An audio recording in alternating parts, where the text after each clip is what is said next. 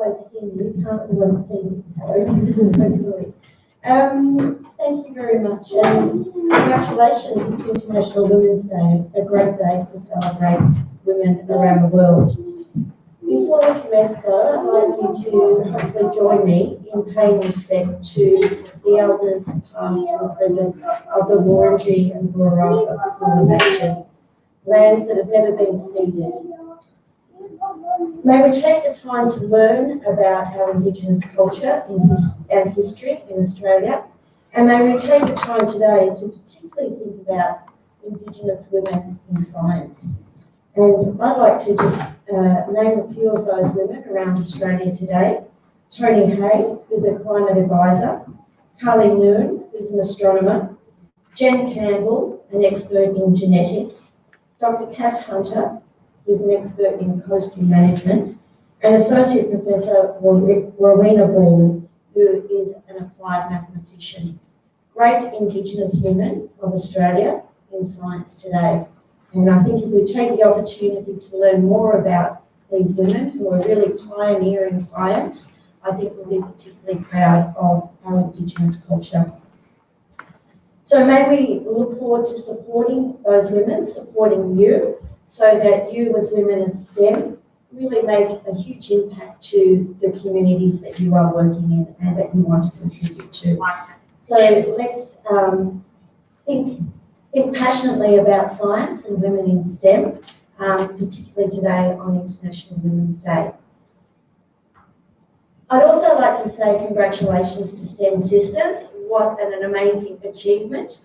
I cast my mind back to a cafe conversation with Rwangi at Footscray Park, Victoria University campus, where she talked about this idea about, supporting STEM women, coloured women. Let's have an event, and we had this really lovely event overlooking the Flemington Racecourse, and that would be back in 2016. 17. So it was a conversation in 2016 and then 2017. So from that small idea, Rwangi has taken something and made it real and made an enormous impact. And today here we are in a situation where we're living in a pandemic, all able to get here today to celebrate International Women's Day through STEM Sisters.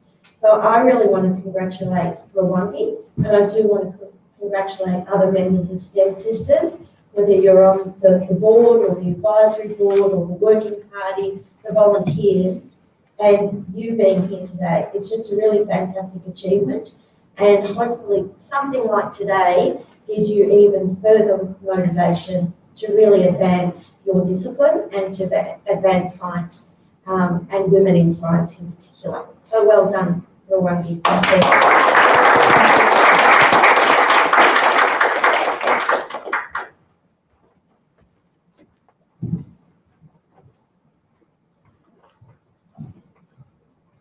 Thank you, Professor Heath. Next up, I'd like to introduce you to the woman of the hour, Rwangi Fernando, founder of STEM Sisters. Sri Lankan-born PhD student Rwangi studies at Victorian University's Institute for Sustainable Industries and Livable Cities and works as a sessional lecturer.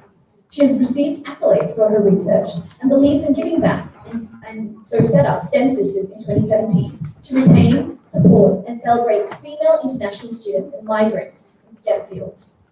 She has received encouragement and recognition as a STEM Woman Changemaker of 2020 by the Australian Academy of Science for using knowledge, experience, and networks to share ideas and solutions for gender equality and equity in Australian STEM. Please welcome Rwangi to the stage.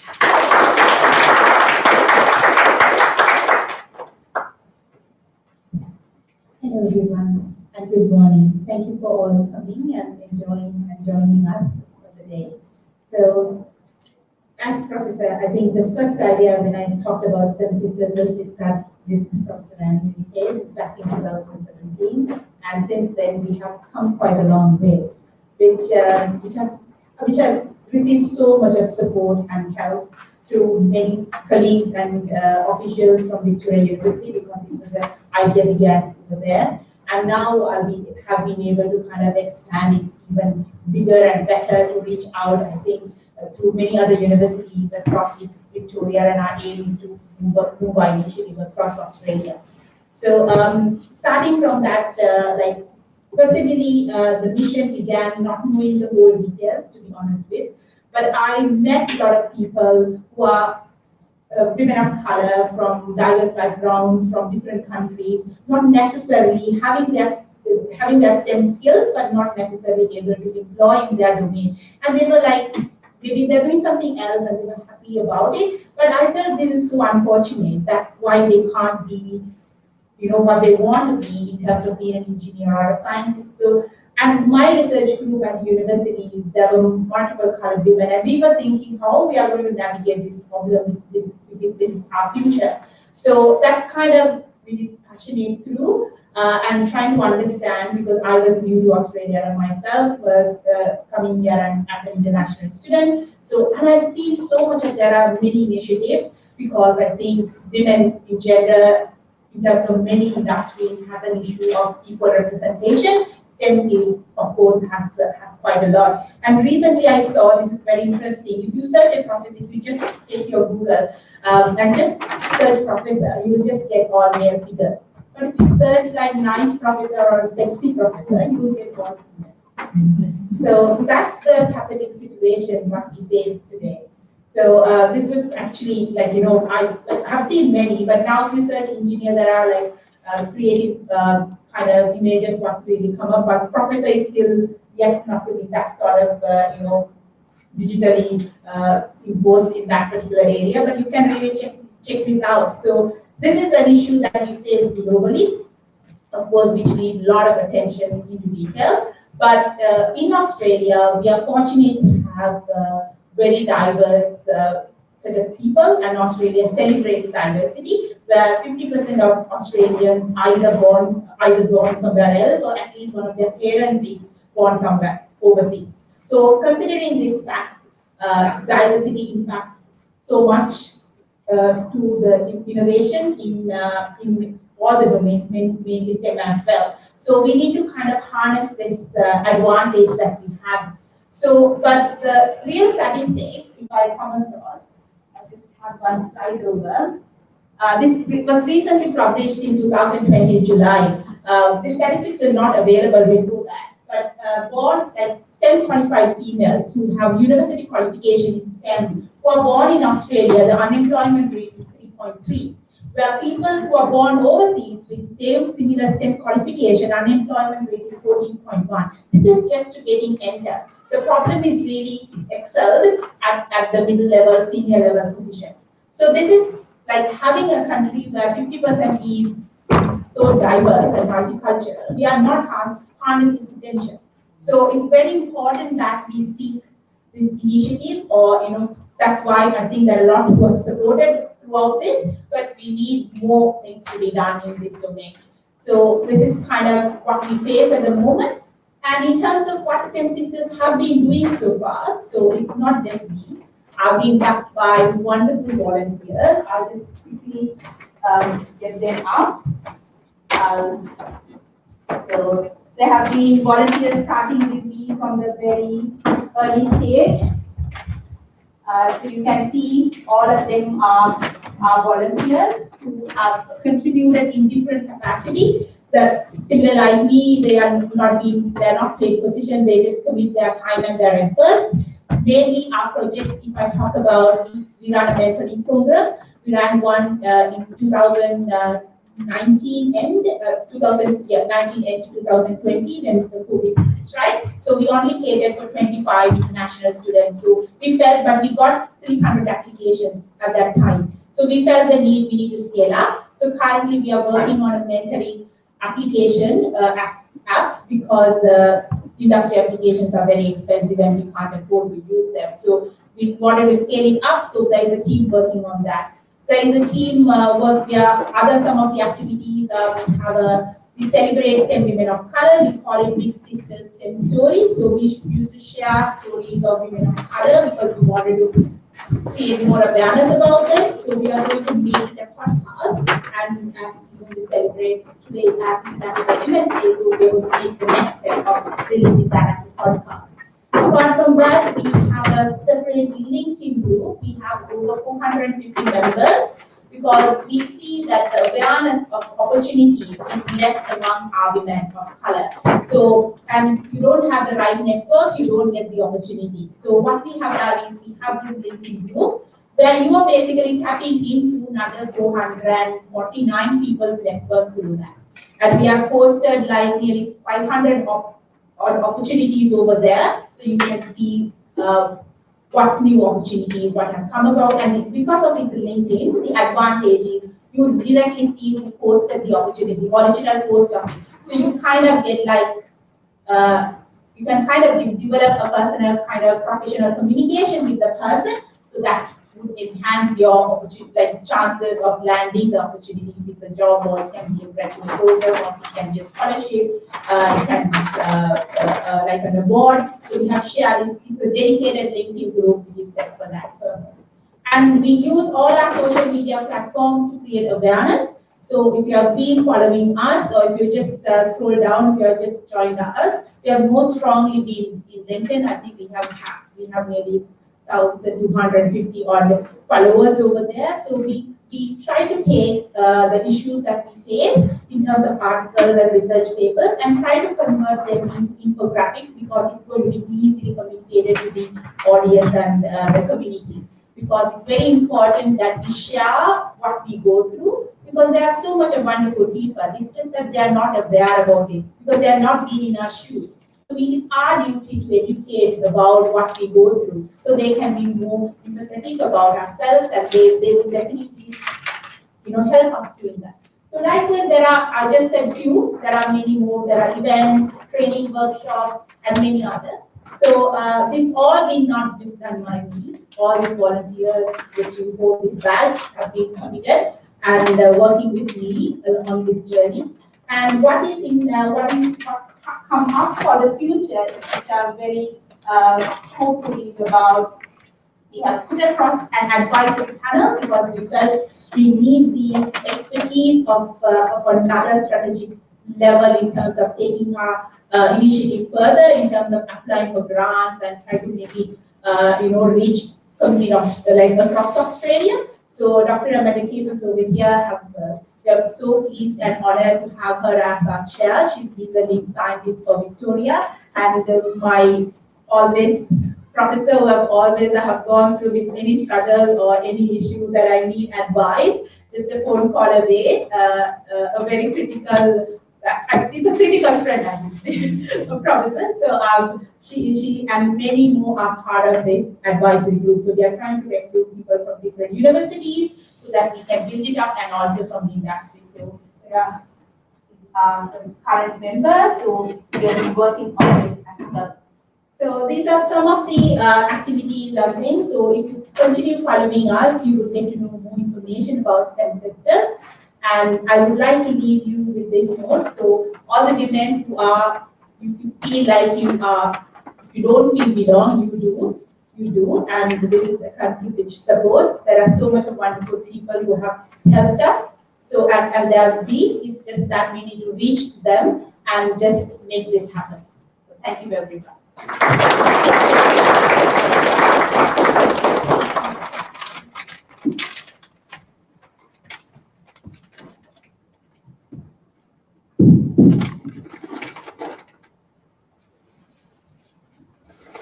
Thank you, Rangi. Especially poignant note about belonging. In 2020, when we all had to stay apart, the need to belong and staying apart but still staying connected is more critical now more than ever. So thank you for that. Next up, we are very, very happy that our keynote for 2021 STEM Sisters International Women's Day event is Dr. Amanda Capers, Victoria's lead scientist.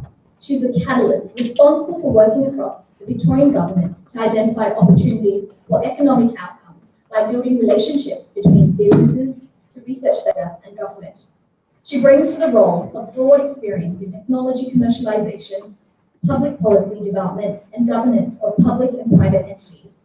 In her various roles, she's led the development of industry sector strategy plans, delivered research health initiatives, regulatory and legislative scientific reforms, and established an international business development and research alliances. She has also worked with the Commonwealth agencies on national science and innovation policy and programs, including the Australian Synchrotron and the National Collaborative Research Infrastructure Strategy. Please welcome Dr. Caples to the stage.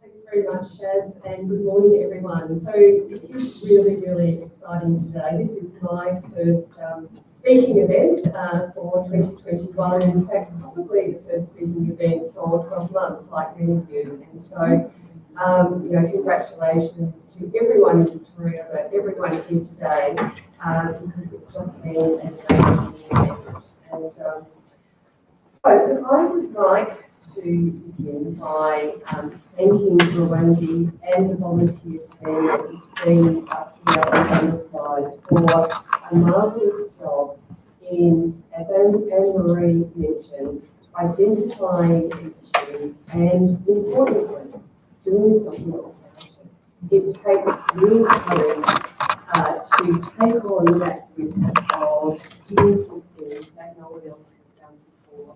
And what you've seen by the people who have flocked around Rwangi and others is that it's almost like a gravitational pull. When someone is doing something really special that relates to a broad audience and reflects really strong values, people are attracted to that. And that's what has attracted me to work with Rwangi and the team, and I'm very much looking forward to how I can help and assist STEM sisters to go from strength to strength. You belong is a great message. I know as a first generation university student myself in my family, so had no experience of that before, and so I had to forge my own path. And then when I began my career, I spent the first 6 months in a foreign country without knowing the local language. I was this person from the other end of the earth. And so I understand the challenges it is fitting into a new community, learning a new language, learning culture, learning what the norms are. Because at the end of the day, much of what we feel is really how comfortable we are in a culture. And this is why I think it's important that we have initiatives like STEM Sisters, just to help us get over that threshold and start to blossom and gain the confidence that everybody needs. And we need to belong, whether we are at the beginning of our career or whether we're at mid-career or, like some of us, towards the other end.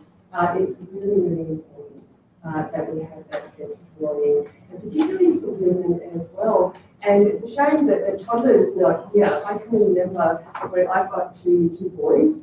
My eldest just turned 30, so he's well and truly left home and is forging his career. But as a 6-month-old baby, I remember going to a women's event to a lunch and took him along because I had no support services where I was living at the time. And I sat him down just beside me at the table. And he didn't say a word. And the other women in the room were so pleased that I brought him along, and were just amazed at how quiet he was. So anyway, I think as women, we do understand the need to combine our different roles, and children are always. Anyway, that wasn't quite what I came here to talk about, but I hope it gives you a sense of what I think is important. And if it can help you in the experiences that you will come across, to just reflect back and go, okay, well, actually others have done this and it is okay, and it just helps to give you courage to do things that you might think are not is expected within time. So what I thought I'd do today is just to very briefly go through my background, and I know that there's a panel following me and you'll get to hear stories of our careers, so I'll be very brief around that. and then speak to what my role is, and then the current priorities, particularly as it relates to women in STEM, and to support initiatives like International Women's Day. So I'm an experimental pharmacologist by background, and as I said, I was the first person in my family to go to university, never alone to do a PhD, and it's fair to say we didn't really know what a PhD was, and struggled with it initially, and thought, when she can grow up and get a new job, and well, you know, thanks mum, here I am, and so I really enjoyed the lab. I was an experimental pharmacologist, but I decided at a certain time that I really didn't want to do the traditional role of going on and doing the postdoc somewhere. I wanted to go into industry. And I was fortunate enough to land a role with a local pharmaceutical company, a local branch of an international pharmaceutical company. And in clinical research, I went from the lab into clinical research. And the first thing that I had to do was to organise a clinical trial around Australia for an antihistamine food enzyme inhibitor. So for those of you with a biological background, you know that that's a treatment for high blood pressure. And when I look back on it, I think, wow, my boss really took a lot of risks with me because I've never done clinical research in my life before, and he gave me the regulatory book, which at that time was the NDF for, and he said, Amanda, I expect you to be my go-to person on this. And I thought, oh, okay. And then he took me around and we visited various clinical investigators and as a means of introduction, and then he said, you're on your own, you know, go for it. And that's what it did. So that's how I started my career. So clinical research, and then went into business development in the biotech sector, headed up the business development office at the Walter Isaac Institute, and then joined the government back in 2002 as the first director of biotech. And it was almost like full circle, because I can remember at the end of first year at university, I did a basic science degree. And the career advisor said, you know, what subjects do you want to choose? Because in those days you had great flexibility in the number of subjects you could select. And I said, I want to do pharmacology. And she said, well, why do you want to do that? There were no jobs in the pharmaceutical industry here in Victoria and Australia. And I thought, well, I don't know, I'm really interested in the subject. And so when I had this opportunity to come and develop the biotech sector for the state, having done, having worked in the major pharmaceutical industry, worked for local biotech, had done tech transfer at one of our prestigious medical research institutes. I thought, public policy, that would be easy. I'll come and do this for a couple of years and then go back into the industry. And what I hadn't taken into account was how fascinating science policy is, and it's been a great opportunity to really make a difference. Now, the reason for telling you this is that it highlights a couple of things. First of all, that doing science and STEM is not all about white coats. I haven't worn a white coat for longer than I care to admit. And the second thing that I'd like you to take away from it is that doing a STEM degree provides you the foundation that you can then scaffold a whole range of other careers from. So it's an enabler. It's not the end point, it's not the end destination necessarily, but you can take that. So you've got that option of being a career scientist. But you've also got the option of doing almost anything in life, from marketing to sales to clinical research to regulatory, to a whole range of different things. So it really is the start of what can be an exceptional career, and really one that enables you to seize those opportunities and invest your time, energy, and passion in that. So, what are the secrets of success? So, I was fortunate to be introduced to a concept about 20 years ago around what are the factors of successful people. And it really boils down to four things, and it's called the 4 Ps. It's about having a clear sense of purpose, having passion, having a plan, and then persevering. We all need to persevere because every time we try to do something, particularly when it's something special, there are always people who say, oh, well, you don't need to do that, or why do that, you know, and so there are all these objectives around that. If you just persevere and recruit the people, like Anne-Marie, for example, who can really get behind you and support you. You're doing the work, but you've got that support network, which is exactly what STEM Sisters is all about and why it's so important to belong. So, in terms of my role as lead scientist, I've had the good fortune to be able to shape it in a way where I can see that it can have a great deal of impact. And the way that I describe it is that I align and connect across government to identify opportunities and bring people together. So it's about building teams, or as one called it, it's about building the ligand to respond to the receptor of the opportunity of the problem that we're trying to solve. I look over the horizon at emerging technologies, for example, quantum technologies, and thirdly, to promote the development of a STEM-capable workforce. And that's STEM for everyone, but particularly STEM for women. As we've seen, the figures on the screen that were going to be shown, women have, particularly women who've been born overseas, are at a disadvantage in terms of their employment. How can we turn that around?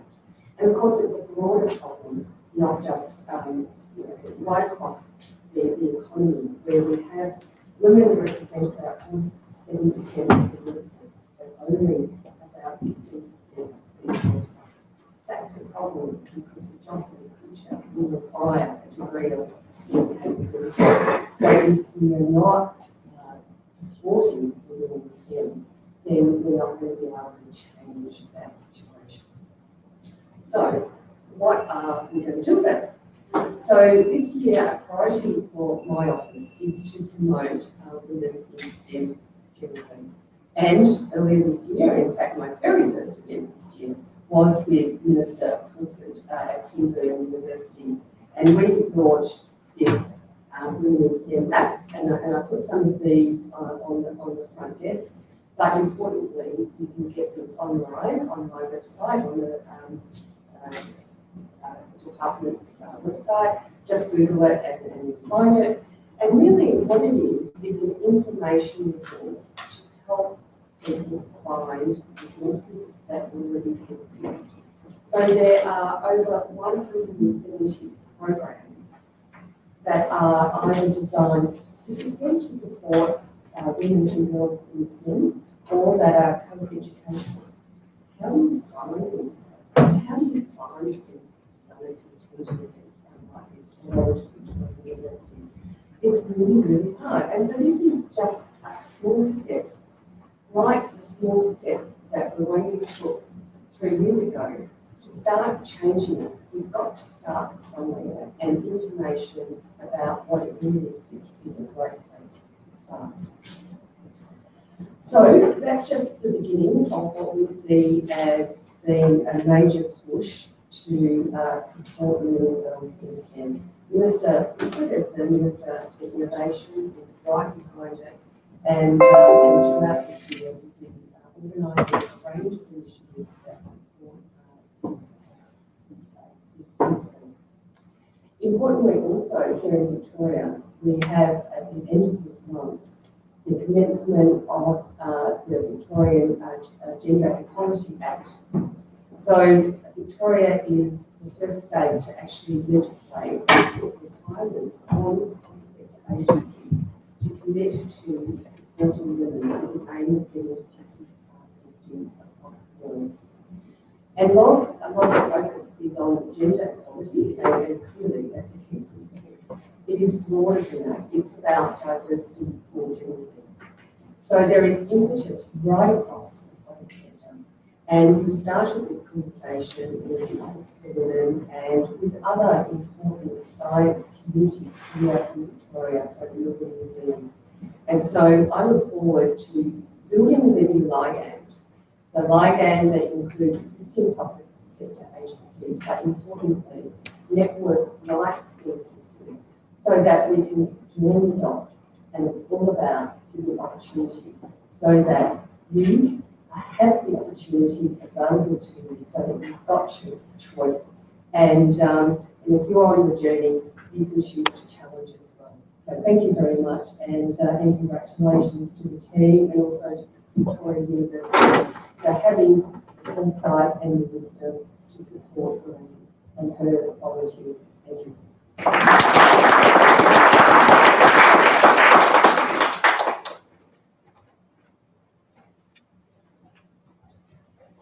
Thank you, Dr. Capers, for that inspiring talk. As an ex-scientist myself, or as a pharmacologist, that was very inspiring. You've given us so much food for thought. And so, as you said, this year, it is about women-led and choosing to challenge. So I ask everyone in this crowd today to raise your hand and walk alongside Victorian chief scientists and choose to challenge. Today is the day that we are choosing our future, and we are going to take the steps to fulfill our destiny. So if I could get the photographer to come on this side, and if everyone could just put their hand up to choose to challenge, and we'll take a little photograph. So everyone good? Perfect. And the man takers can stand in the middle, and the photographer to come on this side. And those who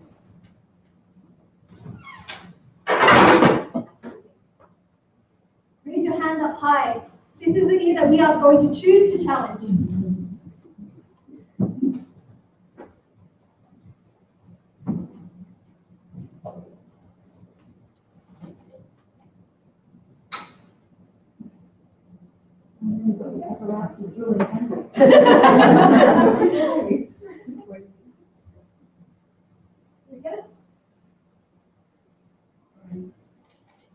Thank you. Thanks so much.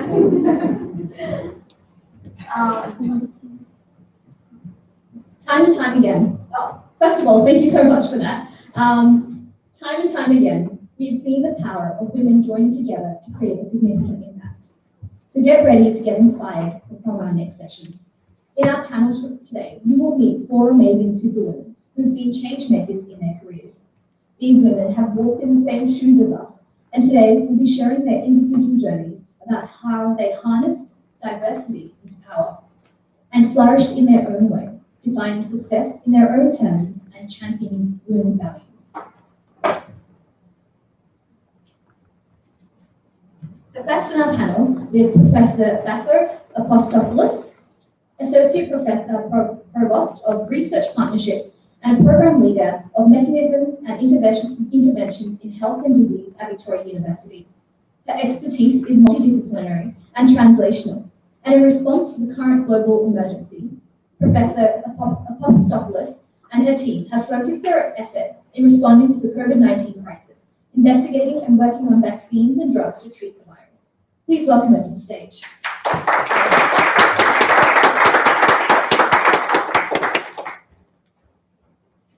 Next up, we have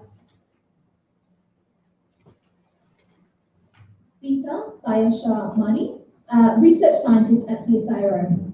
Dr. Bayashar Mahdi is a process chemical engineer with a breadth of experience in various fields, from sustainable environments to renewable energy. Please welcome Dr. Bayashar.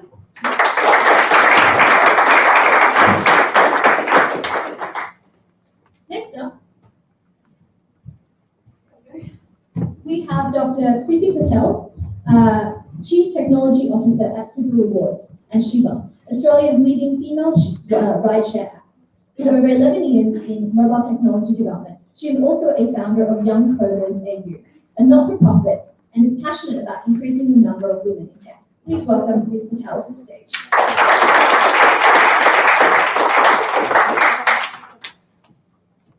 And lucky last, we have Zara Shahasani,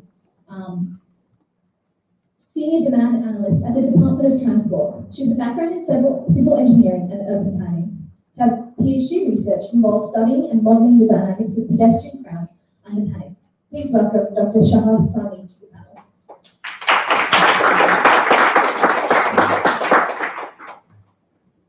We are hoping that this session will be as interactive as possible. So I will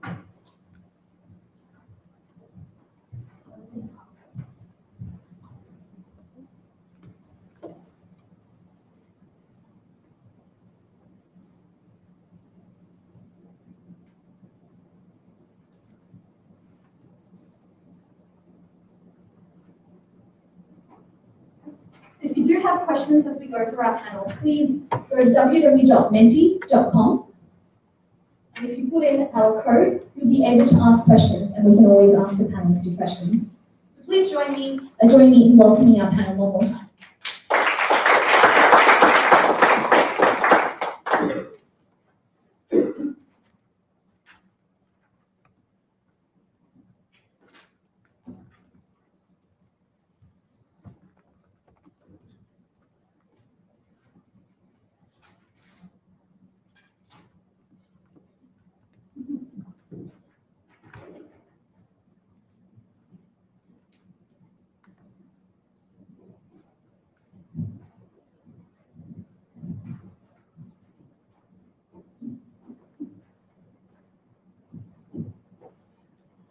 The focus of our panel today is to inspire and provide actionable tips for our young audience here today.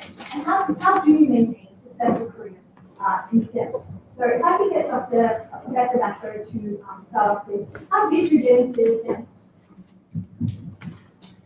Well, way back when I was 5 years old, coming from a Greek family, my father thought that if I knew my timetables, I would succeed in life. So 5 years old, I went to grade prep. Everybody was learning how to count, and I was there saying my timetables. My dad insisted that I had to know my timetables. So all throughout school, obviously, I was the smartest in the class in maths. My English wasn't very good. I mean, my first language was Greek. So going to school, the first year I didn't know any English.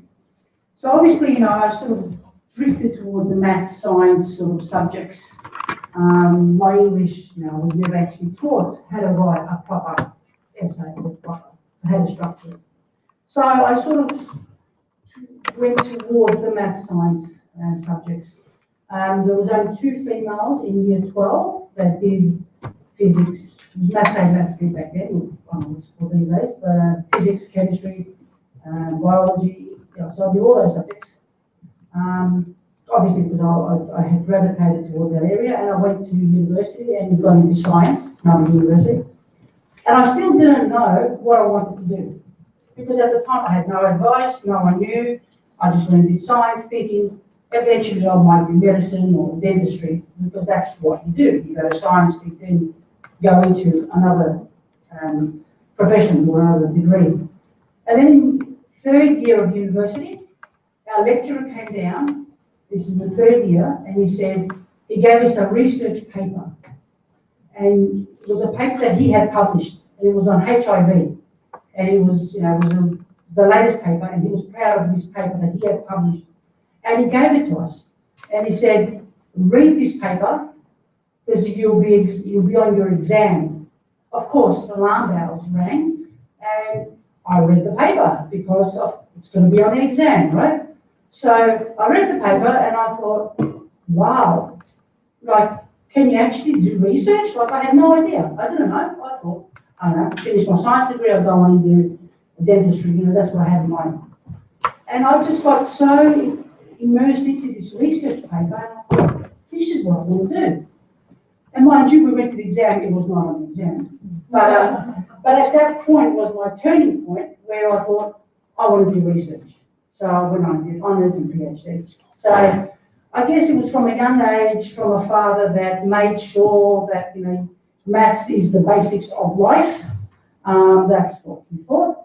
But I've also gravitated towards the math science area. So that's how I got into the science.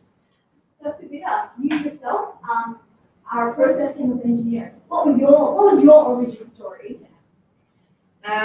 Actually, I have quite sort of story for that as well. When I was a little girl, my childhood dream job was to be a medical doctor. So I wanted to be a medical doctor. I'm from a family, my brothers and my father, they were in engineering field.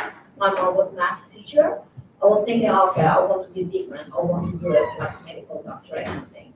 And I went through primary school, high school, and in high school, back in Iran, I'm from Iran.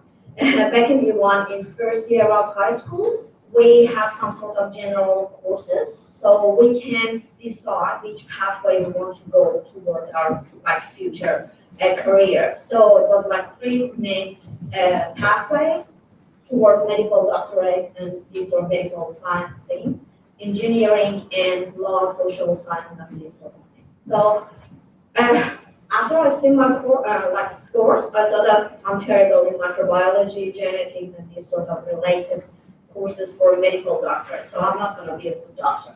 So I turned my decision, and I went through the engineering pathway.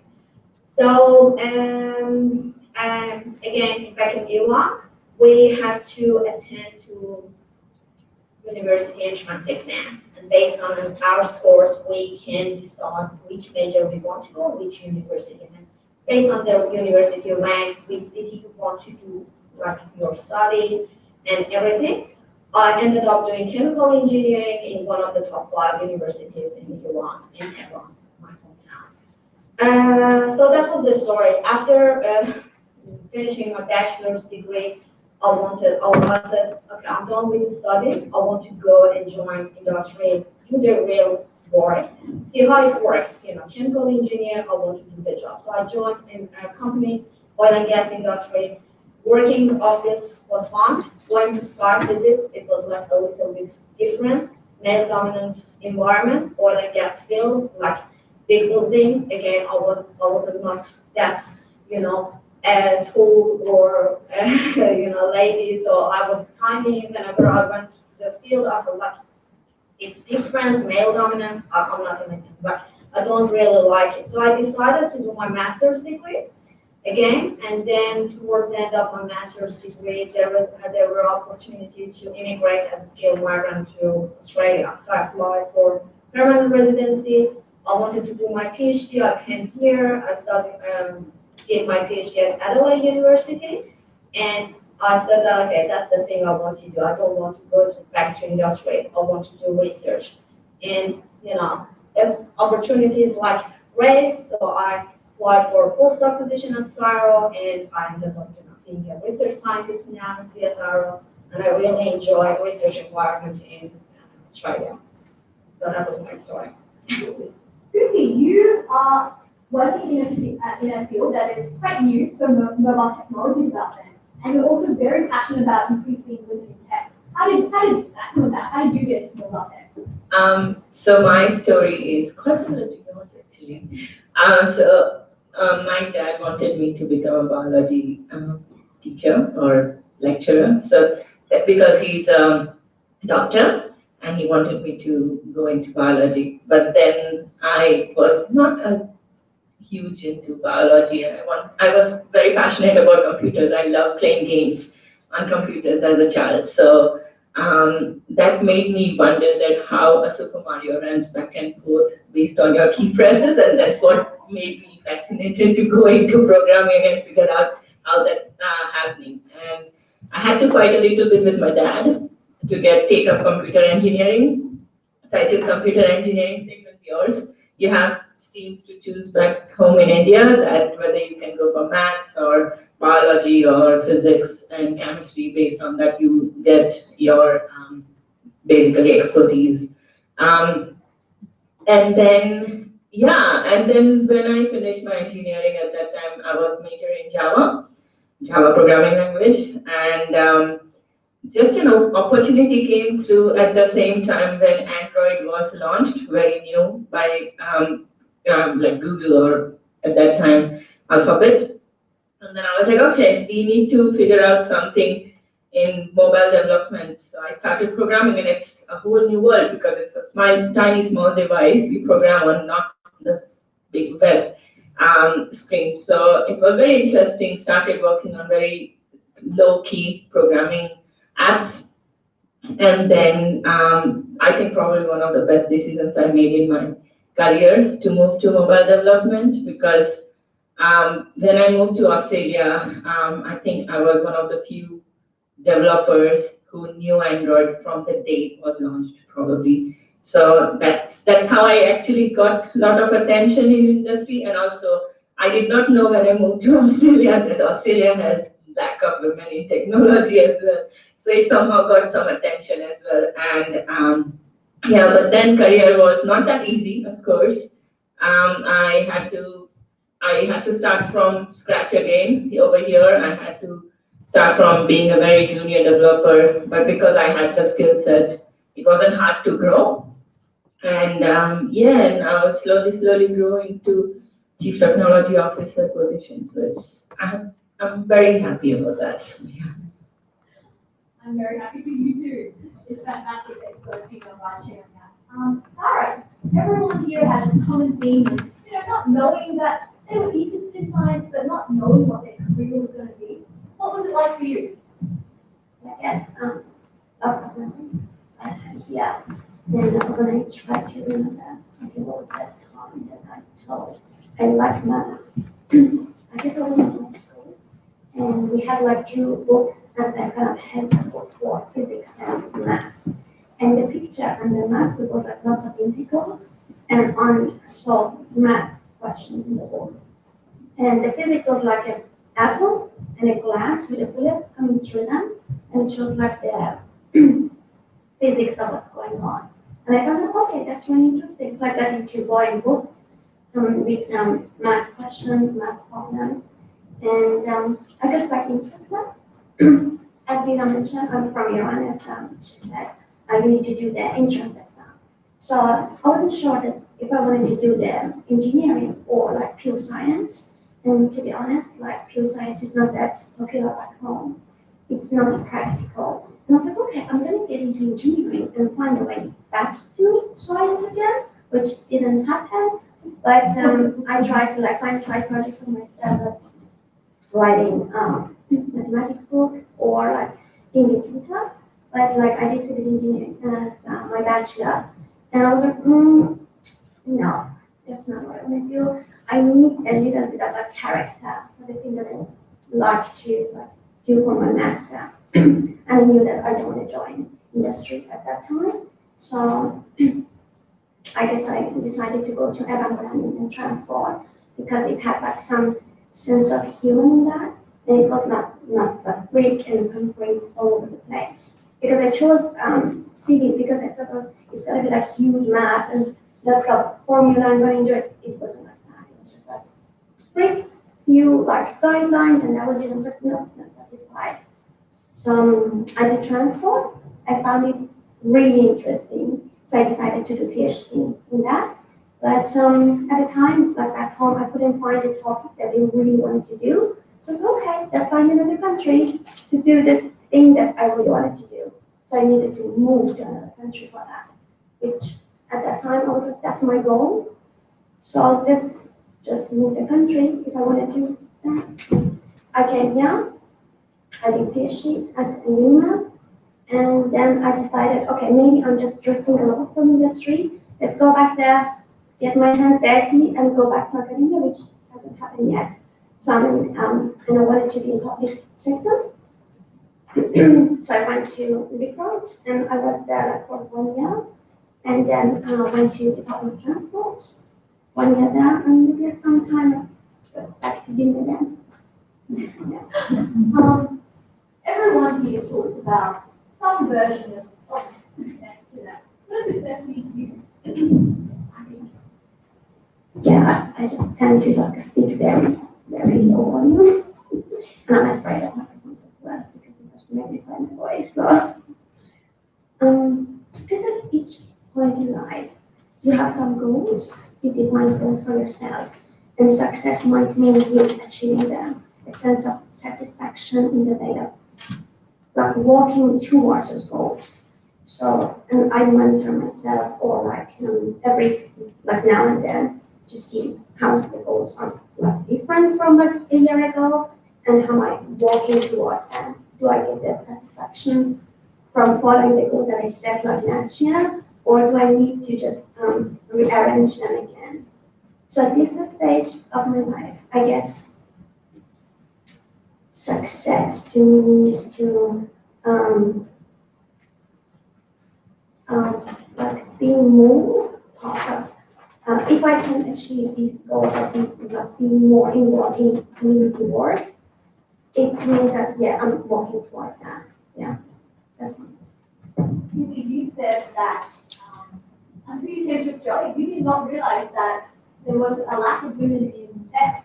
And how do you feel about that? How does success look to you? What does it mean? So success is personal success versus my professional successes are different for me. So my personal success is to be able to earn enough money to bring food in the house, and that's as simple as it can get. But for my professional success, it has changed gradually more towards social impact that I can bring. So my personal goal for my career is to be the CEO of Google at one day, and that's my goal, and I'm going to do it. But at the same time,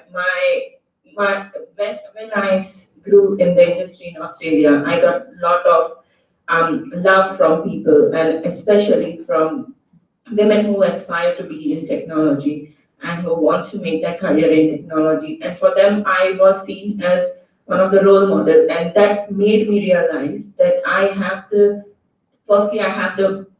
only thing I can share to the community is my knowledge. That's my strength, right? So that was one of the things where I started Young Coders, where we teach children coding.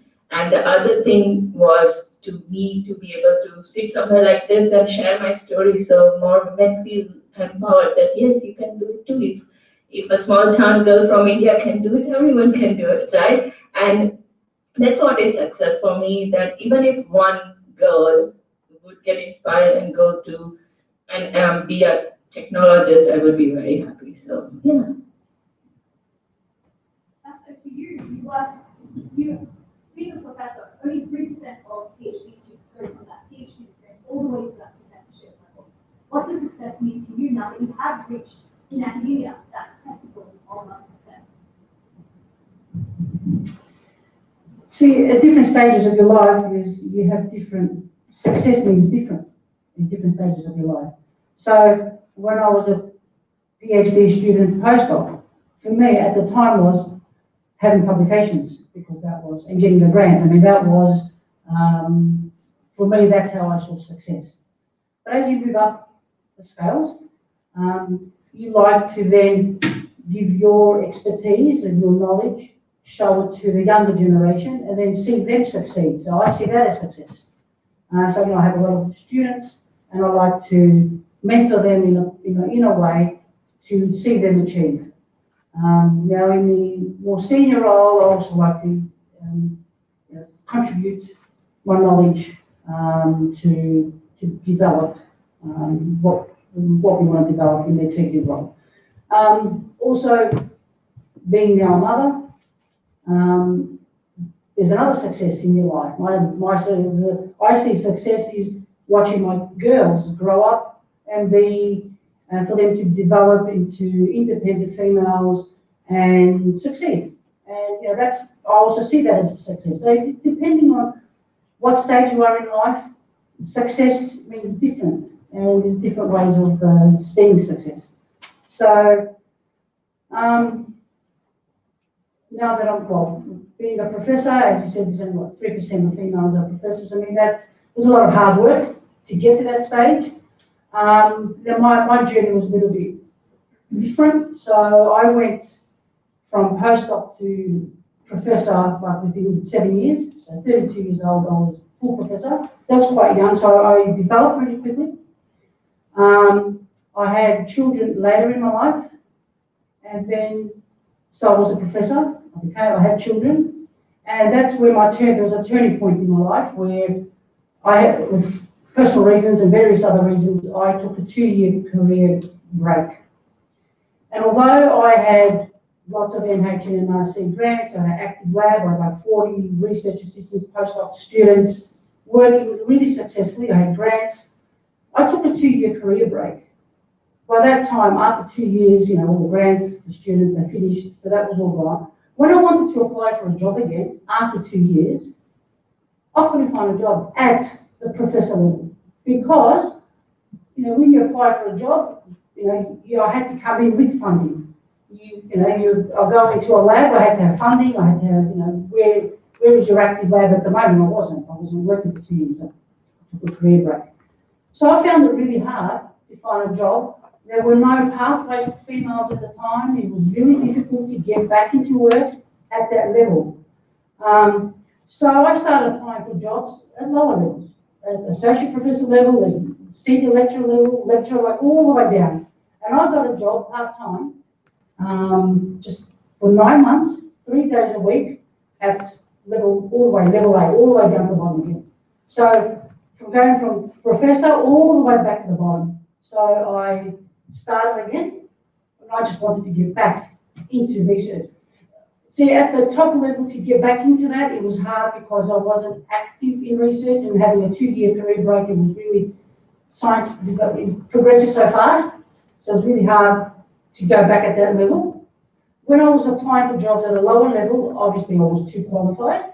So, and I was seeing that I'm applying for this job as whatever job I was applying for, as a stepping stone to go somewhere else. But that's not what I wanted to do. I just wanted to get back in. The level did not bother me. I just wanted to get back in. It was really, really difficult. So I had to start all over again, basically, and then I worked my way up. So it's been quite difficult, being a mother, and you still have your duties of your children. I mean, I don't want to, my husband's been very supportive. He's fantastic, but he took 2 weeks off work when we had our children, and then we'll just get up in the morning, go to work, come back, and everything still relies back on the woman. The woman still, has to think about, at the time it was nappy change and food, and it's different. The roles are different, and I think a lot of people thought that during COVID, in the lockdown, because everyone's home, that the duties would sort of generally would change. Men would be more involved in the house duties or the kids' duties. But they're finding now that it still is reliant on most females. I mean, they do all those duties. So I think it's hard for women, but I think now it's getting a lot better. And there are programs where women can get back into research after a career break. But I'm just questioning, because males at that level, if they take 1 or 2 year career break, you see a lot of them, they go back at the same level. Whereas for females, I thought it was just very, very difficult. So it's been a hard journey, but you learn, if you put your mind to it, so I'm saying this for the young ones, put your mind to it. Life is not a straight line, there's ups and downs, but eventually you get there. So if you don't give up and just put your mind to it, you can achieve whatever you want. If I could bring you into that, you yourself said working in oil and gas field, it's a very male-dominated field. What is your biggest challenge and struggle in your field? How has gender equity changed from the time you started to where you are now? It's really interesting to, if I want to share kind of statistic sort of thing, like back in Yuan, in chemical engineering, the time that I did my bachelor's degree, master's degree, 60 or 65% of chemical engineering students were female. It was amazing. It was kind of female-dominated environment for me. I have still photos. I was like, I did a kind of talk at CSR. I shared some of the photos, and it was very surprising to everyone to see that most of chemical engineering back then, in my time, 65% were female. And when I wanted to do real work in industry, it was only 16% female. So it means that they did the engineering course, they got bachelor's degree, but they didn't enter to the real industry and do their actual job, because it's tough. Working in the office, it's quite nice and fancy. You go and do the designing calculations and everything, but when it comes to go to the site, because you need to do those sort of basic work, and then go to the site, oil and gas industry, you can imagine how big the scale is. And So it was a little bit hard because you need to deal with technicians, like, other people working on that environment, they don't take you very serious. For me, like with my figures, I feel like they thought that, I'm very young, I was really 23 back then. And they thought that, okay, don't take this. This is like very young engineer. So they didn't take me very serious. I think if I had a like bigger figure or maybe some other, personality that I could yell at people or things like that, it would have been easier. It's the same here, to be honest. Then sometimes I feel like, people don't take us very serious. It's because of the, I don't know, maybe English is not my, first language. So I learned English, and when I came here 10 years ago, I was not really good at speaking English, but towards, this journey, along the way, I try to practice, I try to challenge myself, be confident, like speak up when there is any problem. And now I'm in a situation that I really feel like, people in our team, in our group, in CSRO, they like, ask my opinion for different things. So it's very like, I see that it's been changing, and it's really pleasant to see that, I'm part of the key member, like, I'm one of the key members. There are interview panels, there are like big funding proposal writing. They asked me to like take part, have my input, because I built my credibility. I kind of earned the trust. And I think that's very important. This is something that we need to do. And I see that the environment and culture has been changing as well. If compared to 10 years ago, it's within us as well, to be honest. We must be very confident as well. We must rely on our knowledge, experience, and who we are. Don't undermine your knowledge, your quality, and this is the key point. When you are confident, other people see you as a confident person, give you the opportunity, and you can do your best to be the best person. I don't want to use best word because I don't want to sound like very perfectionist, but try our best to be within our power to be the best in that situation. So yeah, I see that it's been changing very, very much. You talked about almost this duality. So there's a cultural piece around this unconscious bias, thriving in a man's world where, you may be the expert, but you're not defined as the expert. How do you quickly work in a thriving in a male's world? Do you think that confidence is a key, or do you think that we should be doing more on unconscious bias? What can we do for gender equity? Yeah,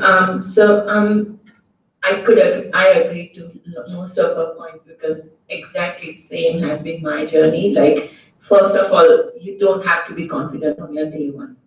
It's okay to be not be confident at all. Like when I started my career back here in Australia, I also had language issue. My English is not my first language, so it used to embarrass me sometimes. It used to be like, oh, I don't want to say something because it might not be right. But paved my way. It's mainly about constantly learning about yourself. One of the very good advice I've received from my mentor is that write down every little small success that makes you happy in a paper. Because every little success, when you feel low, is going to be so much powerful for you when you go through it and read through it and put it on the back of your door. So every time you wake up, before you open the door, you see the list of your successes. And that's very powerful, trust me. So I started doing that. I also have been very privileged to have really good mentors or managers in my career. So in about 4 years ago, when I wanted to move out of hardcore programming and get more into management because of my end goal of my career, I had to move to an engineering manager sort of role, which is a quite big role compared to tech managers, which we have seen so far, because it's like project management, solution architecting, people management, anything and everything. It's like a combined role that's now going around in tech world. So for that, that company had 44 of us, out of which only I was a girl. And me going in as a manager was, and such a young girl, it was a bit challenging. So they gave me a senior developer role, and they told me that in 3 months, if you prove to be good, we will take you as an engineering manager. Well, the risk was on both sides, right? Because I left my job and joined their company. At the same time, if they wouldn't have given me in 3 months' time that role, I would have moved on. So it was risk was on both sides, right? And that's something I appreciated, that, okay, they are willing to give me that role, but because I don't have management role until now, they want me to prove it. Fair enough, I'm happy to take that challenge. And I took that challenge and I got that role. And from that role, in 1.5 years' time, Sheba approached me, which is the all-women rideshare company, to join them as a chief technology officer. So you don't know, sometimes taking up such challenges and believing in yourself, even though you have doubts about yourself, is something you might have to do, but you will grow out of it. Every new role you join, you are nervous, right? It's same thing sometimes with challenges as well. You get nervous, but then you take it and you take through it. And yeah, I did, and I'm now at Super Rewards, which is also another startup where I'm a chief technology officer, and again I got approached for that. So it's something where sometimes small risks and small confidences that where you show helps you. So yeah. Great to hear that somebody gave you an opportunity, and then you could take that opportunity and make something out of it. Dara, do you have a similar type of story, or how is the transfer to you? Or you talk about public sector, how is the public sector for you? I guess I joined like 2 years. I think that like for 2 years, and I've been very focused on the thing that I'm doing. 1 year was like an isolation, so I'm not sure about like the percentage of like women who made that. And but when I joined my previous team, which was like network optimization, there was like no women there, but the whole floor was one, and she was kind of doing administration work. So I could say in terms of like engineering or like legwork, flow was that. And it is a very male-dominated environment. And then I joined Department of Transport, which because I get to like see probably economies. I can see like there are more women there, but again in engineering type of team, I don't see that. And I see that like there's an upward trend in like more interested in joining them, which is a good thing. And but like there's a lot to catch up, and that's I think it's not from education. Like you cannot just like say, okay, we have like 2 females and 100 males. It's not equal because maybe back at university of those science that which is required for the job, there is not a balance. So I'm assuming like we need to just motivate more females to join in terms of education through the program, and then they can like join the workforce, and you can see like more equity or equality in terms of like the numbers. But in terms of support education, and again, I didn't have that support, to be honest. I needed to find a job for myself, and it was like a challenge. Like I remember for the first time that I did the interview, I got this message that like if you were a citizen or Australian-born person, we would have given you the higher role, which was kind of heartbreaking for me. And I said, okay, that's not a problem. Like I can handle that, and I can pay my way through that.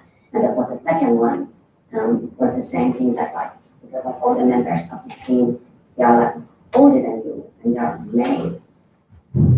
You're not sure if you can just take over the role in the team. You might not be received well. So I'm getting those messages, but it's not like I'm gonna give up or leave. Like it was like, okay, I'm gonna work harder maybe, or architecture, or maybe move on from this job to other things that they like appreciate more. But I guess the message is that yeah, that they wanted to like give more opportunities to females, and I hope like everyone can act on that. Yeah. So if I could bring you in here, from all these stories, it seems like women have to have this extra burden to prove. They've got to prove that they can. And you talked about it yourself, when a man takes a career break 2 years, he's welcome back at the same position. You had to go from professor all the way down to level eight. What do you think about that? And has academia changed? Has universities changed? And what can we do to ensure that women don't have to prove themselves and they are taken when they show their skill, when they speak, or their expertise is recognized there? See, things are changing, which is for the better. Going back, I had to take out all my publications, 300 publications at the time, so I took them all out and only put like 5 because I was overqualified, so I did modify my CV. But throughout my career, it has been leading labs and groups and programs. It has been male dominated. I was always the only female. Occasionally there would be another female, but it was mainly male dominated. But throughout the years, things have changed. At the university, Victorian University, they are making a conscious effort to promote females to apply for promotion. So if you have a look at the lower levels, level A, level B, it's probably equal, male, female, even to level C. But then as you get to level D, E, associate professor and professor, there's more males than females. And there is now a conscious effort made to encourage females to apply, because a lot of females, they feel like they're not worthy or they're not ready to apply for a promotion. So now they're encouraged to apply for promotion, and we are seeing, more females in the higher levels and even in leadership positions. There's a conscious effort to try and have a balance.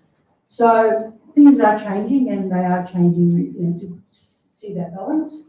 But it's been many, many years to be able to get to this stage that we are now. So I think in the future, I think it will be fair to have equal balance in meetings. But I also want to make a comment. There was a job that I was asked to apply for, and because I was a female, because they needed more females in that role, in that level, because they were predominantly all males, and they needed more females. And I'm like, well, if I'm going to get this job just because I'm a female, I don't want to apply for it. I want to apply for it because of merit. So sometimes I think females are feeling that, they might get the job because they're female, not because of merit. And then there's also a negative of that, because a lot of the males turn around and say, oh, I'm not going to apply for it because the females can get the job, because there are too many males, they're looking for a female position. So there's sort of a negative and positive as well. But I also found throughout my career and life, I found my ethnicity was a negative on me because of my name. I just felt that there was a lot of racism. Growing up, there was a lot. There was a lot of bullying. And I actually had changed my name. A lot of people know me by a different name because I made my name more Anglo-Saxon, because, I was getting this, if they see my name, they just don't even, they don't think that you're serious enough. So, I had changed my name, or quite a few people knew there's a different name. And it was quite funny because someone met my mum, and they told my mum, and they were talking to my mum about me, but with a different name. But my mum had no idea that I had changed my name. So so that was something that I had gone through, because I had found that as a negative impact. But I I overcame that, of course, and then gone back to mine. But I think that also has contributed. Being of a different background, and my name is not typical Anglo-Saxon name, but that's how I felt. And I sort of felt that I wasn't able to move on with the name I have.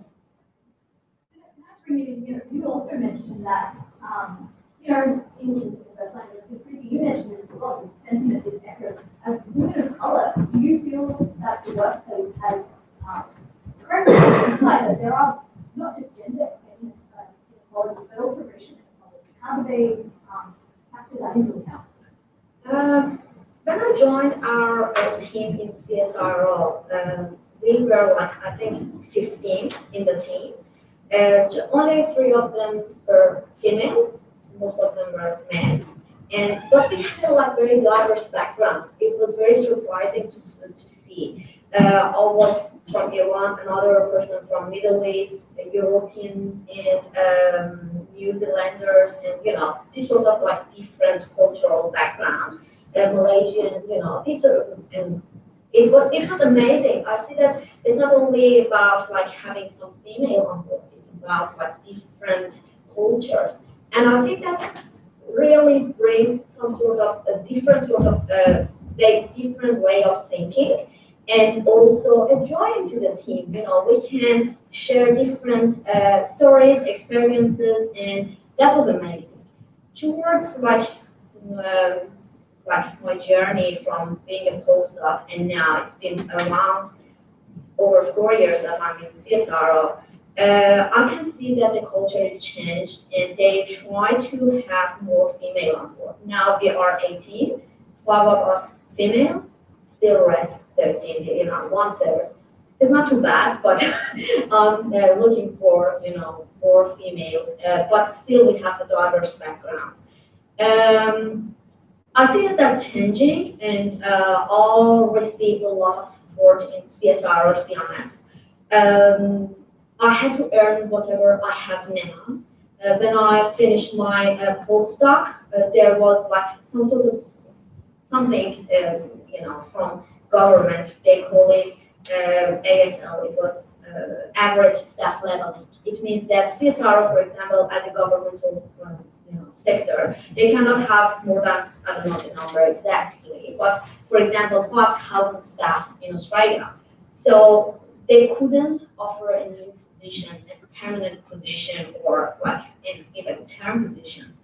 So I was towards the end of my postdoc, and it was last year, April. So with the pandemic, I was kind of freaked out. I was thinking, what can I do next? I cannot get any position in CSRO. I cannot apply for any other position outside. It's pandemic. I cannot see any jobs coming up, and I live here alone. How can I get the currency exchange sort of thing? How can I bring some money from Iran, for example? And I remember in midnight, in few nights, I woke up checking my account, writing down my expenses, saying how long can I survive if I don't get any job. But there was opportunity. I was very positive. I knew that someone can offer something, and I'm not going to be jobless because I'm confident with the skills that we have. We can do something. So I remember back then my team leader told me, do you want to pitch the technology that we developed to one of the clients? We have some sort of agreement with one of the industry, mining industry. So you can pitch your technology, see if they are interested. And I took the opportunity. I said, yes, I'm going to do that. And I did that. And they invited us for putting 2 proposals. And I can say that I was really lucky, and both proposals were successful. And now I've got a permanent position as research scientist.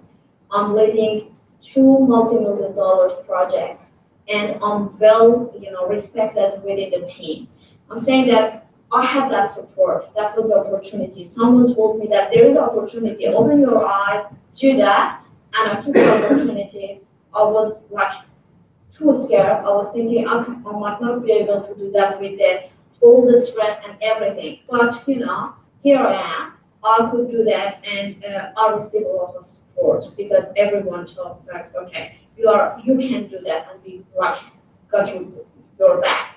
So I see a lot of support around, but I still need really feel like we need more leaders as female in like everywhere. We have a lot of junior, but we need some more leaders.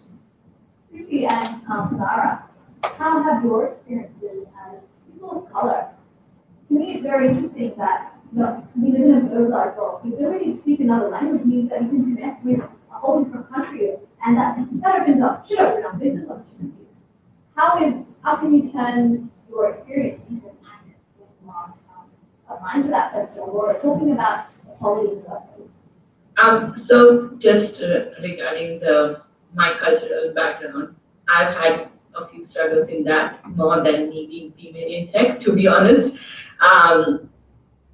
Like simplest of an example is like I have been told so many times that, oh, for being an Indian, you speak really good English. And I'm like, oh, thanks.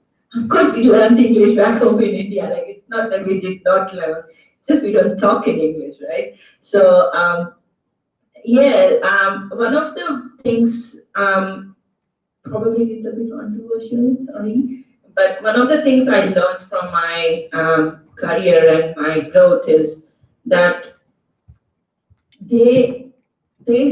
people sometimes stereotype like my background, and they would be like, oh, someone who's just gonna walk into it is gonna be like not probably smelling like a coconut oil, or you know what I mean, like, or a curry or something like that, or that person is gonna have like oil in their head and they're gonna walk around like that. And I have had those stereotypes. I still get them.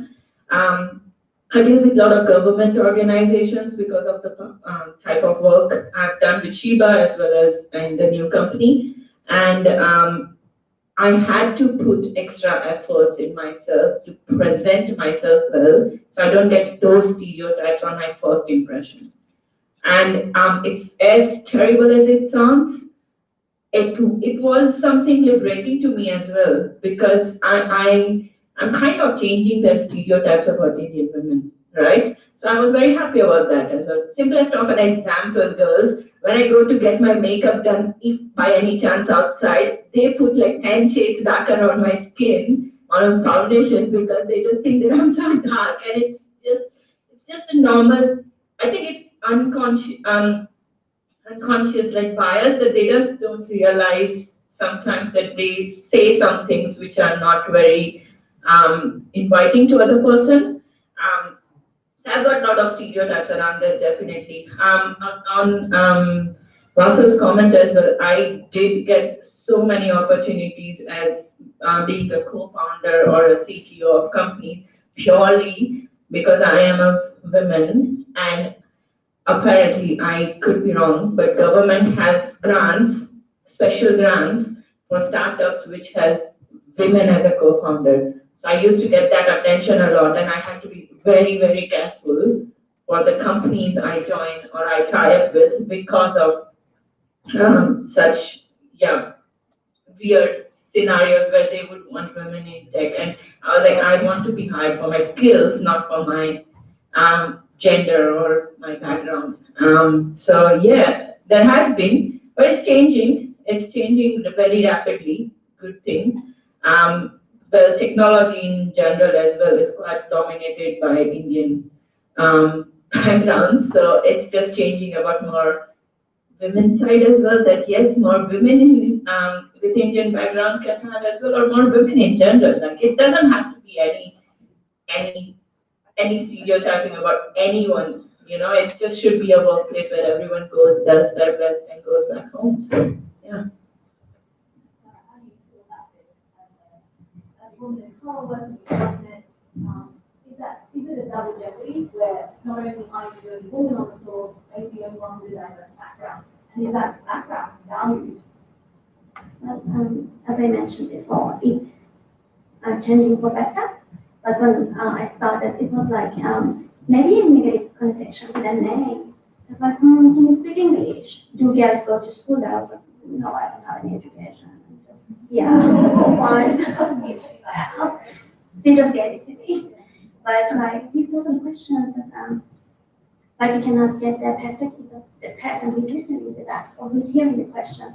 There was like a lot of that, or like even a person was like getting impatient when you start talking. They're like, and they try to just put the words like that. It's like you cannot find the words that you want to. Sometimes I'm a very slow talker, and people think, oh, okay, she is struggling. We need to help her. Just guys, put some words out there. She might choose. But it was like that, or even the religion, like they see a different name, as you mentioned. They just start like building up these assumptions in their head before they see you or they start work with you. You have a fight there, and you need to fight that fight to prove yourself, which is not like kind of fair. Because okay, you see me for the first time, and I look at your name. Do you have like this religion? It's a very personal question. Or like some question about like race or country. Like the first question is not very clear. Maybe I'd like you to talk to me about me present here with you, not about the past. Understand that might be interesting, but it would be better if they can take the perspective of the other person on the other side of the table. But again, it's getting better because like I get those questions and I'm like, yeah, I can talk English like what? Well, yeah, I can do that. Or like some of their stereotypes. But after a while, they start seeing you as a part of the team, and maybe that's like part of the culture gonna go a little like kind of fade.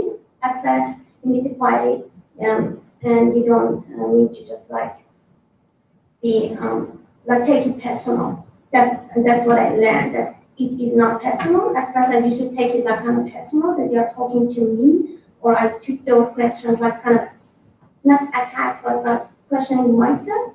And then I was like, no, they're not personal. And then I found a better way to just deal with them. It's not personal. I just started to just speak up when I told them like, okay, maybe there's a boundary getting crossed. And like a very simple example is like I ask everyone that like, if I'm in a meeting, I ask for like 5 minutes for myself.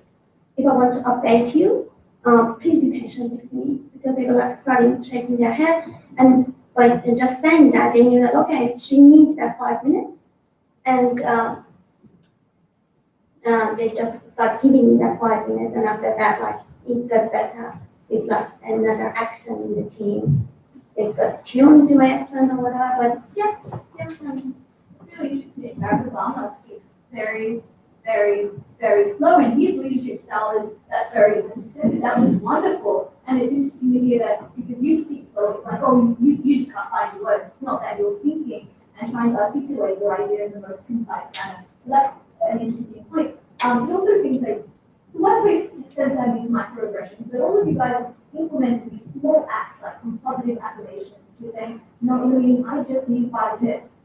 They are very small tips and tricks that you guys pick up along your career. Can you share some with the audience here today so we can pick up some of these and implement them in our daily lives? So that's it, if I can get you to start. Tips. Set a goal, and if anything gets in your way, you just keep going, and you'll achieve. Just don't give up. I mean, that's my tip. Don't give up and keep going. Things will interfere because our life. Things interfere with our life. But the tip is don't give up. If you set your goal, don't give up, and you'll achieve it.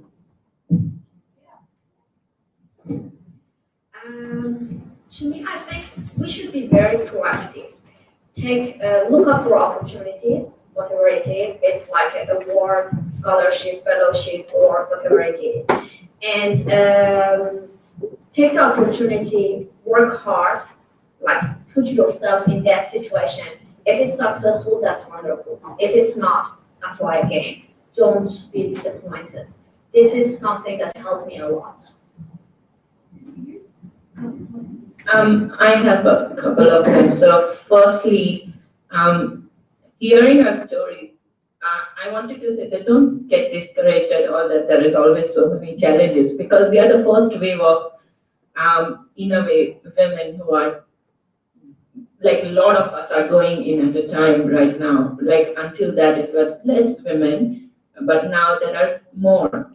The ratio is growing and the diversity is growing. So it's gonna happen that initially we are the icebreakers, and then it will get easier. So don't fear of that oh my god, there are so many challenges. It's an amazing thing to be part of it. Firstly, in terms of my advices, one of the advice I gave is write your successes. It's really important to keep writing your successes. Also, I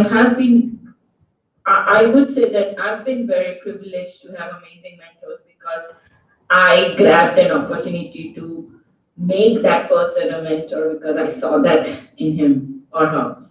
So I would say that when someone comes to you with an intention to help you, understand that that person sees some potential in you and they want to help you, and grab that opportunity and take as much as knowledge, help, support you want to take from that person. Don't shy away from asking questions. And that has been, so my mentor is now CEO at Isobar, and I always talk highly about him because he genuinely is one person who has turned around my career in terms of giving me advice. And I cannot strongly put forward that mentors are really amazing. Your managers, mentors who support you and help you, take that advice as positively. So, yeah. Do you have any advice to the audience here today? Well, I always tell like my mentees that, like, as you said, do not shy away from any position. If you feel like your satisfaction is in there, just forget about gender, background, or anything. Just like go for it, and have the compassionate perspective as well. It gives you some relief, and that you can just look way past the things as personal. So yeah, these two things.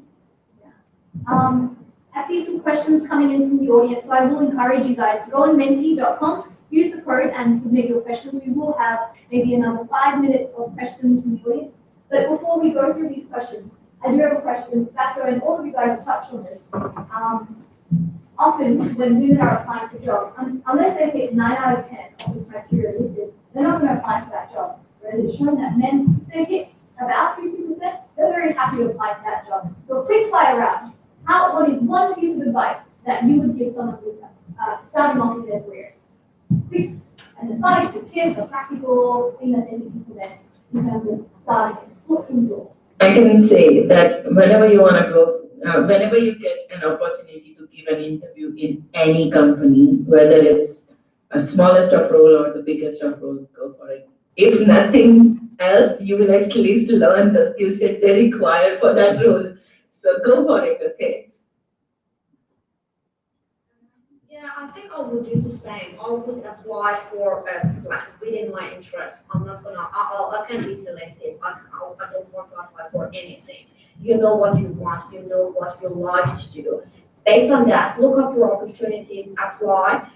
If you don't get that position, it doesn't matter. At least you're like writing your proposal. I'm sorry, and your application, answer to selection criteria questions. If you get the interview, you go there. Like it's kind of practice for you. Just think about that. But ultimately, you will get one of those. All right, if I can ask, what is one thing that you would have done differently at any stage of your career? Oh, that's it, you can start and then you can move it. Sorry.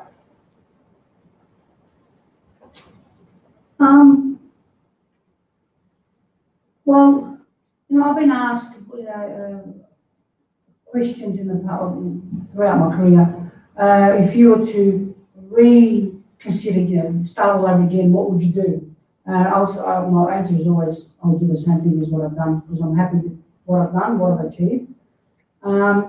Maybe I probably would have had kids earlier, but then again, if I had kids, if I was younger, I probably would not have achieved what I have today. So it's a bit of a balance.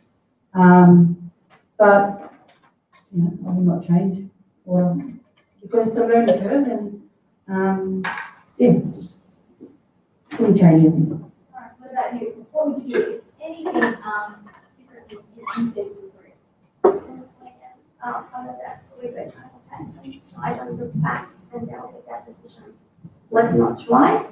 Maybe in hindsight, I can say that, but I'm happy with the path that I took, but maybe more perseverance. Yeah.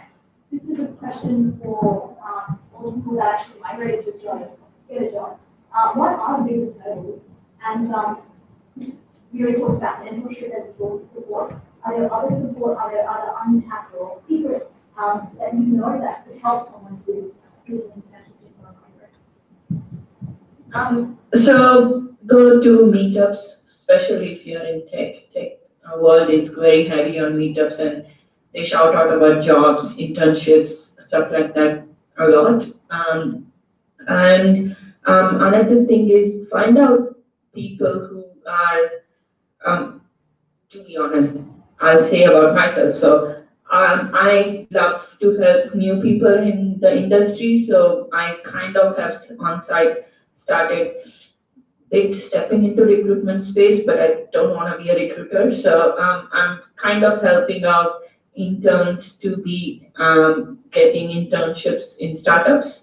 So because startups has that capability to hire people that quickly compared to big corporates, because they generally have a lot of IP where they can't let go of and stuff. So aim for startups, ask for startup companies that can you give me internship, and start with that if you are struggling big time to get into the tech world. So yeah, that's my advice. Yes, of course. Yeah, I think for me, the most important thing was networking. Try when you go to a conference, workshop, seminar, whatever it is, just go and talk to people. There are some people that really want to help you, and they really do. So I think that's very important too, in addition to what you said. Anyone else have any tips on? No? Perfect. All right, I've got one question, and I think this is a very interesting question that I think is very important, and I think it's something that we can end up with. There are quite a lot of questions for each of the panelists. I would highly encourage all of you guys to ask them directly, just because we are running out of time. So this question is for everyone. Let's start off with a different background and found themselves in a different pathway, and the job is not necessarily what they study. What are the pathways, and how do you do that? Go from an education that might be basic science or process and chemical engineering to working in quality, for example, or working in startup. How do you do that? How do you make that connection? Actually, I think I found it a little bit, you need to be a little bit brave to stretch your comfort zone. When I did my background is pure chemical engineer, I work as a process engineer, but when I wanted to do PhD, I was thinking, okay, I'm not going to do PhD in oil and gas or petroleum engineering. There is no future for that. It's a fossil fuel. It's going to be finished one day. So I was looking for something different. So I tried to think outside the box. What I should do is, good in Australia. I want to live here. I'm a permanent resident. So this is my second home. So I'll work on some other stuff like energy storage and conversion, like sustainable energy in my PhD. Then I wanted to apply for different position. I wanted to do research, so postdoc was my next, goal. And I didn't find exact same thing in what aligned with what I've done to in my PhD. So I found a position. It was development of a flow electrochemical cell in environmental sort of application. I was thinking, why don't I give it a go? It's not only one angle to my, chemical engineering skills. So I want to do some water and wastewater treatment as well. That's a good opportunity. So I applied for that. I didn't think that it's not fit 100% to my skills like papers, published paper or anything, but I was thinking I feel like I'm brave enough. I want to stretch my comfort zone. And I got that position, worked on that electrochemical technology in water and wastewater treatment. I had no idea about my background, what I learned during my postdoc. And then when I got the opportunity to apply for other positions, proposals for other projects, I again went back to sustainable environment. Now I'm working on projects for hydrogen production and storage, something that I did during my PhD.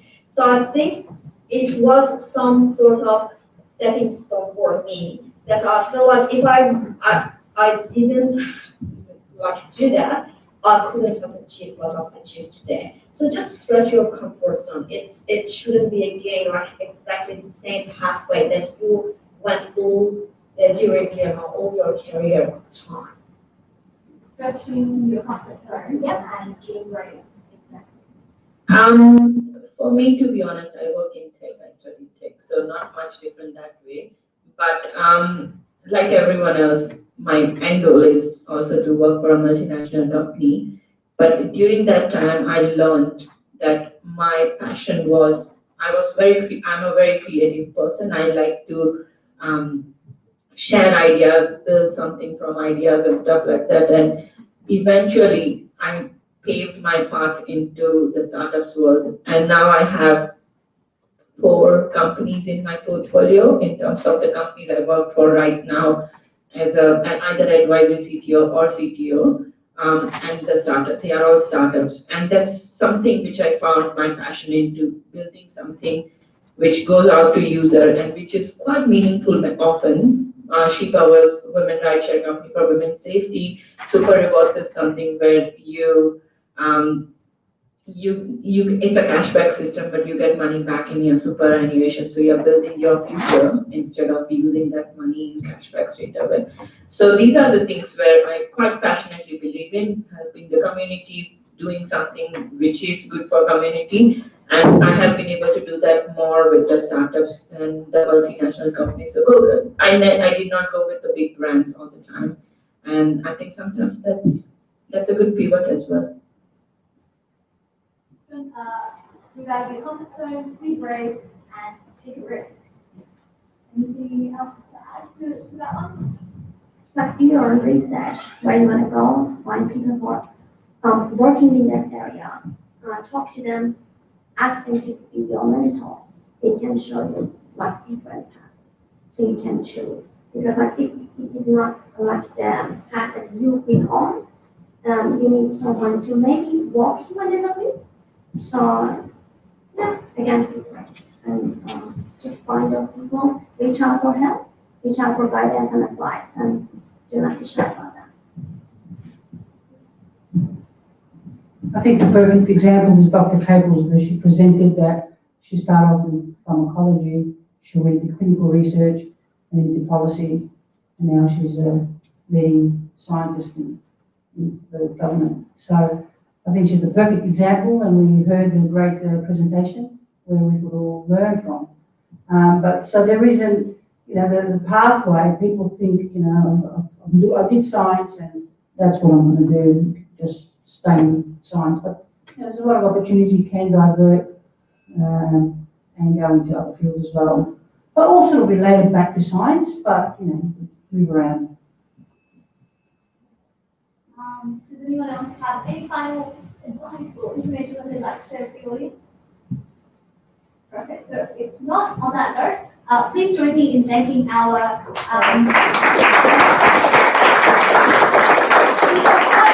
the audience. Quite keen question. I'm sorry about this. There for the rest of us have 2 minutes. It's not 2 minutes. As for me personally, my objective is to bring diversity in diversity space. Because people are talking about diversity and inclusion, but when they talk about the issues of microaggressions, it doesn't cover me. I don't belong. If you think about all the microaggressions everyone has been talking about, it's probably language, religion. For me personally, it doesn't even start there for me. Language, you can get a language teacher to teach you. For me, it's as little as I'm doing my interview and I'm thinking about my hair, which I cannot do anything about. I'm thinking about my skin color, trust me, that I cannot do anything about. If you're talking about diversity and people are talking about, oh, we're very inclusive, we have people from, they call Europe, they call places in Asia, Middle East, it doesn't include Africa. I am an African girl from Africa. I haven't grown up there. People of color, those terms are very unique to me. I only started to hear about them 2 years ago when I got them. I'm a Black woman. Most of these conversations haven't yet included me. Okay? So I'm just taking this opportunity because this is how people, everyone here, we have opened ourselves up to listen to these conversations about unconscious bias. I will tell you for a fact that the most bitter microaggression I have gotten was actually from a woman of color, Indian woman, who corrected me in a group discussion in class not to refer to myself as a Black person. I was trying to put context into something I was about to say. I'm a business analytics student, so most of the things we talk about are things where you have to talk about perspectives. I was just trying to put context into what I was about to say, and I was saying, as a Black woman, and there were 3 people in the group, and they shut me up. They were like, what? Don't call yourself that. I'm like, don't call myself what? I'm a Black woman. And they spent the next 5 minutes trying to correct me that I'm not Black because they derogatory word, that I'm a woman of color, I should do something else. I'm like, no, Black is a race, and I'm Black. The problem is not my Blackness, it's your interpretation of what my Blackness means. So I'm just using this opportunity to say that, in our spaces where we're trying to talk about diversity and inclusion, how low are we willing to go in these conversations? Does it include me? Someone like me? Or does it stop at you? Maybe brown, which is also a term I only knew that it was brown and it was Black and I don't care, So I think my plea, because I'm also a member of the Afro Society, on behalf of our community, if we're talking about this conversation, please, let's go lower. How diverse is this diversity discussion? Where are we stopping that spectrum at a particular place? So there are other people that are also excluded that do not yet belong into that conversation. I am dealing with hair and skin, maybe. Biases that I cannot do anything about. These are my God-given attributes. I can't do anything about them. So, taking my time. Thank you. No, thank you very much.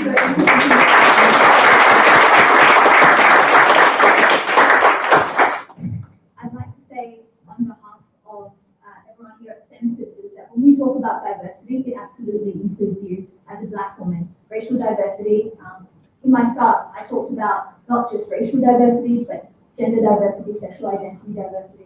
All of this is important to empower women, and especially women in science. We need all these voices to be heard. So thank you very much for that. Does anyone in the panel have anything to add to that? I do, but I'll talk to you personally. I'll also say that we ourselves, and this is such a good point, need to be aware of our own unconscious bias. How do we open up our eyes? And this is where awareness comes into play. Do you have that situational awareness? So when someone points something out, are you listening? And are you actively listening? And what are you going to do with this reflection?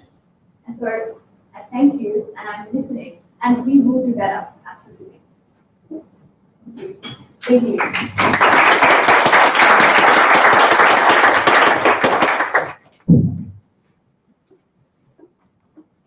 Now we've got a short break. We've got some water and some fresh fruit available. If everyone could come back in 5 minutes just so we can get the program going.